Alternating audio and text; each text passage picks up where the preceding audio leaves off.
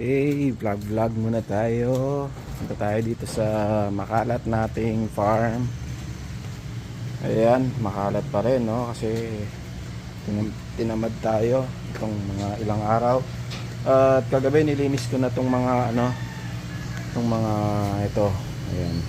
Actually, malinis na yan, ha. Dati kasi puno na ng mga yan.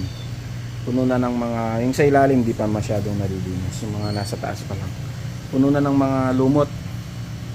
At yun pa rin yung green water natin na very healthy sa mga crayfish natin. At meron tayong bagong dalawang buntis, berry. At meron pang tatlo dito. At itong mga to, craylings na itong mga to. Ayan. Ayan. Hindi ko pa nalalagyan ng dahon-dahon eh. Yan sila. Okay. So, see you.